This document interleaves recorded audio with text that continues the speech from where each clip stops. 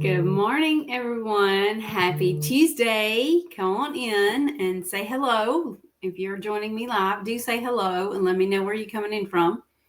And for those of you joining us for the very first time, I'm Lisa DeToffol, your host for Tuesday Tips Cut the Gibberish. So come on in. I hope you had a wonderful weekend. I would love to hear all about it if you'd like to share that in the comments. Today, we are going to be talking about taking care of yourself, which is so important. And is actually important for me this week coming off of the weekend that I had. We unfortunately have had 2 deaths in the past few weeks in our family. So we spent Saturday at one service and Sunday at another service for those 2 people that passed away. It was great to see other people, family members, etc., at the celebration of life for these 2 family members. People maybe you haven't seen in a while, that kind of thing, catch up on life through conversations, etc. So that part was really, really great. However, it can be very exhausting to, go through that type of an experience. Just doing it once in a weekend or once, on a one day basis type of situation, but to have it twice in 2 days' time, that was really exhausting. So yesterday afternoon, I kind of finished up in the office early and went and took some downtime, some rest time for myself, just to help me kind of recuperate from that weekend. So I hope that is something that you implement as well for yourself, because it's beneficial in your personal life and in your business as well. So again, I do hope that you will share with me what you did over the weekend. I would love to hear about it. But today we're going to talk about taking care of yourself, kind of exactly what I did yesterday afternoon. So have you ever heard a flight attendant give instructions about putting your oxygen mask on first in the event of emergency, putting it on yourself first before helping someone else? That's because you need to help yourself in order to help others. Exactly why I took some downtime yesterday afternoon in order to continue to move forward and help my clients in my business or my family in my personal life. I needed to take care of myself. Knowing that I was very, very exhausted coming off that weekend, I did just that. And it's very, very important to do that. Professionals often neglect themselves while serving others, leading to exhaustion instead of growth. And, it's kind of time to shift that mindset and embrace self-care for sustainable success, for sure. You could build a support system, surround yourself with like-minded people who support you, desire success for you and your business just as much as you do, right? Find an expert with the experience you need to guide you and teach you if that's something you need as well. Consider having an accountability partner you can count on. This is another person that will hold you accountable for, XYZ, whatever you're trying to accomplish, whatever your goal is for the week, for the month, or, for the rest of the year. We're in the 4th quarter now, so maybe you have set some specific goals for the 4th quarter of the year. So have an accountability partner to kind of hold you accountable to help move you forward and reach those goals that you have set for yourself. Okay. Set boundaries also to protect your time and your energy, just like I did yesterday. Could I have stayed in my office yesterday and done more work? Absolutely. But I chose not to because I knew I needed to go take care of myself, right? So again, set boundaries to protect your time and your energy. It's not up to your clients to respect your boundaries. It's up to you to respect yourself and maintain your boundaries. Okay, so make sure you do have boundaries in place as well. Now, there's some boundaries that you can make your clients or customers aware of, and that's perfectly fine. But you definitely want to make sure you're respecting your boundaries and maintaining them on a regular basis. Okay. When you start working with clients or customers, it's natural to want to please them They say jump, you say how high, and before you know it, you're jumping 24/7.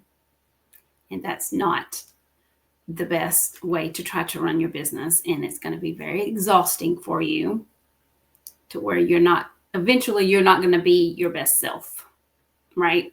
And you definitely want to be able to be the best version of yourself when you are working with your clients and customers, or family members for that matter, when you're trying to help others. So teach that voice in your head, the gibberish in your head, to be kind. Everyone has a voice in their head that talks to them. And I like to call that gibberish, those voices that's in there talking to you. It's completely normal. But until you learn to manage the voice, it causes damage and harm and keeps you stuck. I have been there before. I most definitely have been there before. So, you have to kind of figure out what way works best for you to kind of teach those voices or that gibberish in your head to be kind, or to calm down, or maybe just hush them up altogether, whatever works for you, right? So a good way to do that as well is eat good food and exercise every day. I try my best to eat good food. That's not always possible, depending upon the day, but I do exercise every day. Weather permitting, I try to go outside and take a 20 to a 30-minute walk, or I also have a path in my house where I can walk for 20 to 30 minutes, and I just set that timer, on my phone, take my phone with me, and set a timer on that phone for me to continuously walk for 20 or 30 minutes. And that's a good break away from your work as well, right? So to have a thriving business, you need energy and focus, which requires proper nutrition and moving your body. So the proper nutrition would be, eating good food. And the moving of your body is any type of exercise, whether it's walking or whether it's something else. You may be this person that likes to go to the gym at 5 a.m. in the morning. That's not me. But if that's you, that's wonderful. I'm still in bed at 5 a.m. in the morning.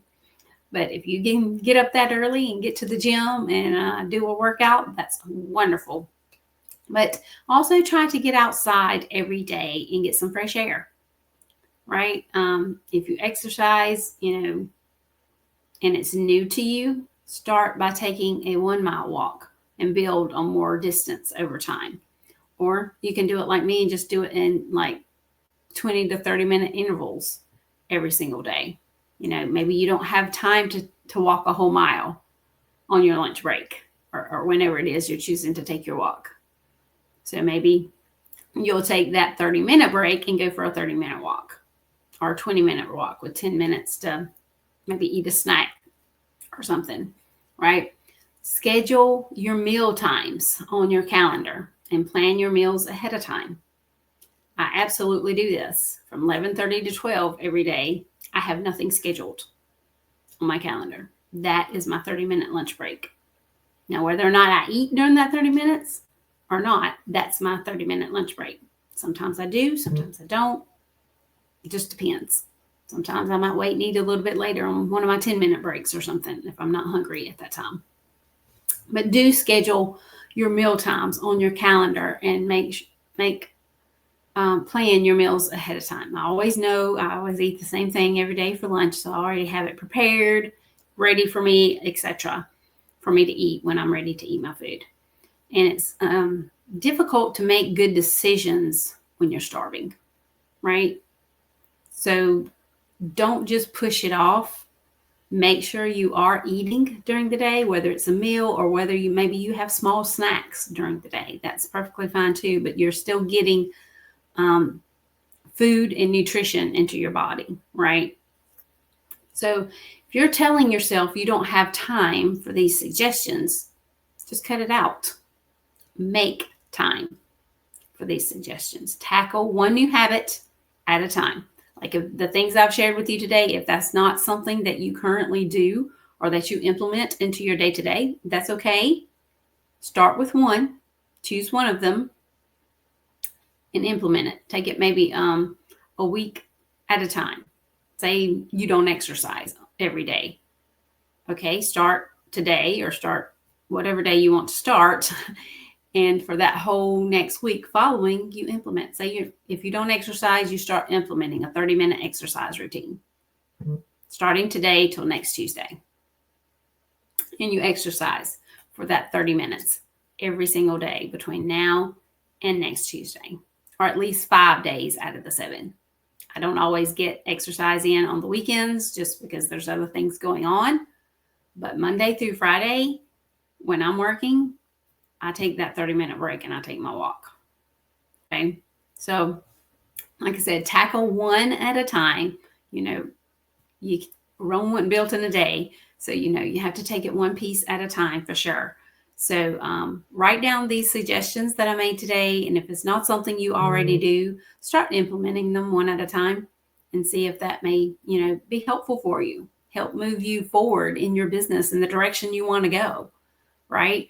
Because you're healthier and you're taking care of yourself properly as you should. I am so sorry. I just noticed that I had weekly live right there, and that is not what that's supposed to say. My apologies for that.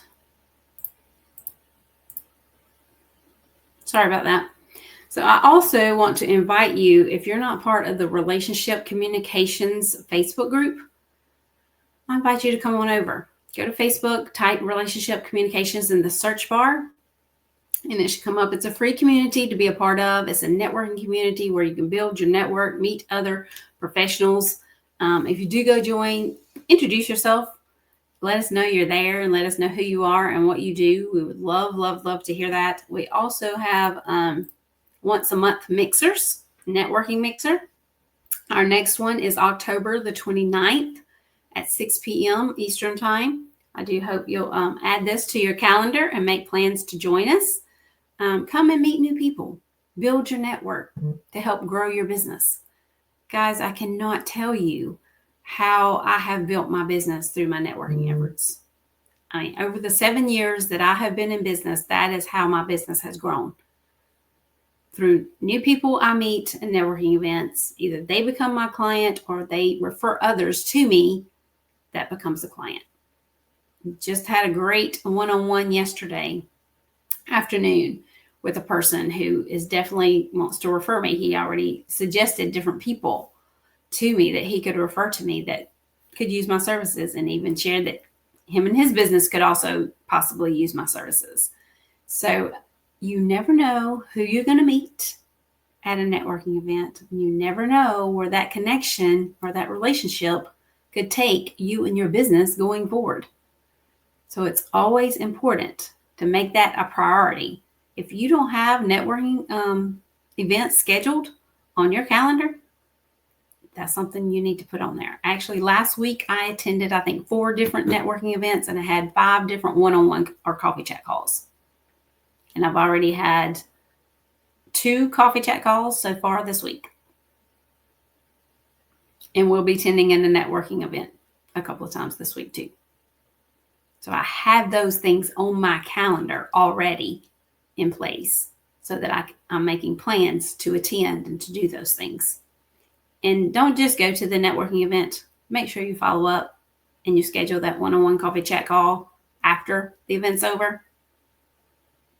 That's how they're going to refer you, by getting to know you and your business better. Okay.